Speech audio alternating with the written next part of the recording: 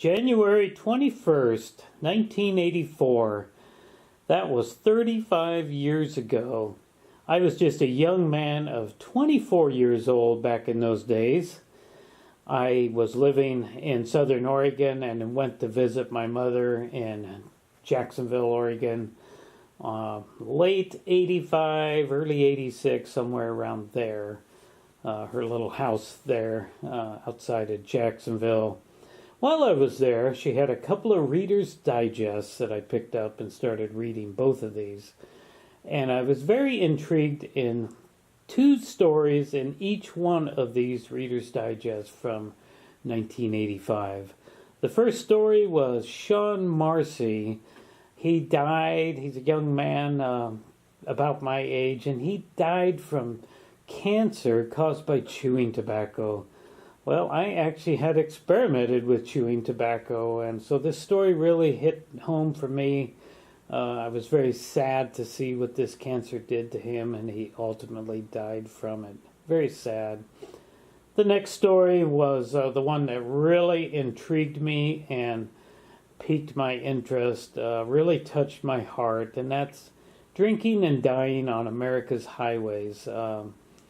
Like I said, this story really touched my heart. It was a story of a group of people that all died on exactly the same day, January 21st, 1984. It was very, very sad.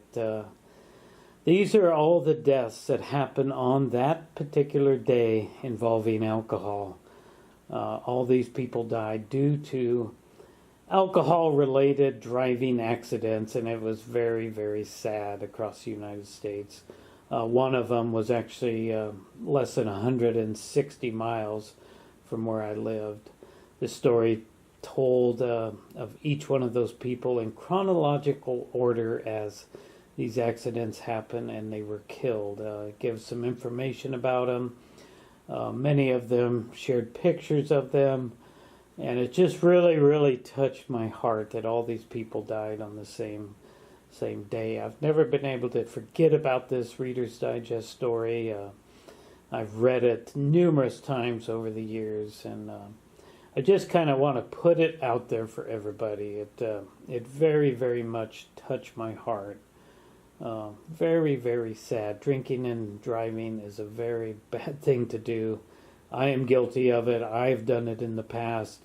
I no longer drink as of 3 years ago, but it's something that I too have done because I thought I was okay in the past. I never got caught or in trouble or in an accident because of it. I was lucky.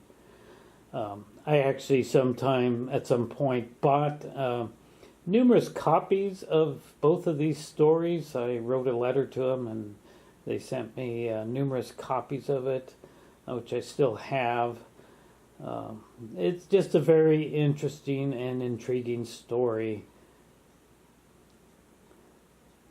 I actually learned to type in about 1999 on my home computer that I had at that time. I taught myself to type by typing out this story, and this is it right here. That's what I typed out way back in the day. I typed it out numerous times trying to teach myself how to type, and it was very nice.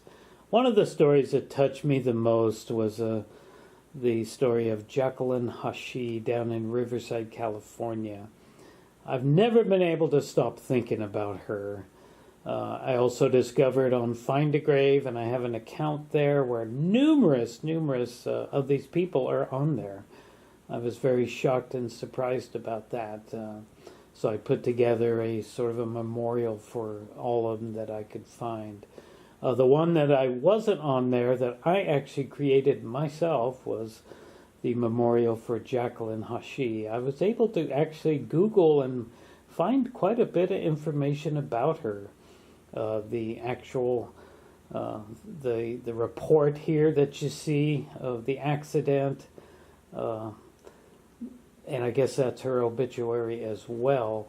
I was able to locate pretty much the location of where the accident happened also on I-15 down there in Riverside, California, near Lake Elsinore. It's just a really sad story. She was a very beautiful Japanese young woman of 20 years old, and suddenly she's just, in one quick moment, she's killed. It's so sad. This is approximately where the location of the accident happened, and this is actually where she's buried, in Lake Elsinore. Her mother, I can't pronounce her name, is buried right next to her there in Elsinore Valley Cemetery. That's about the location of their graves, right in that area. It's quite amazing that I was able to find all this information just by Google.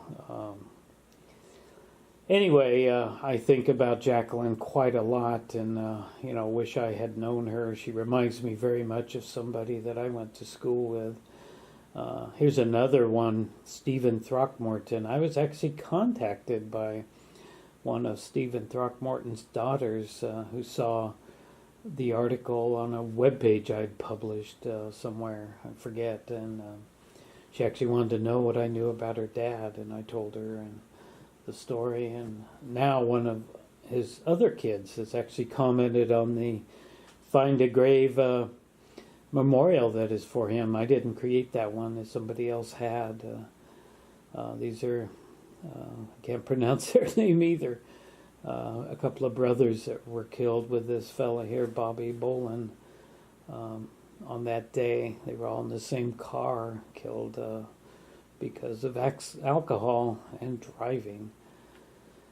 So I just wanted to share this story.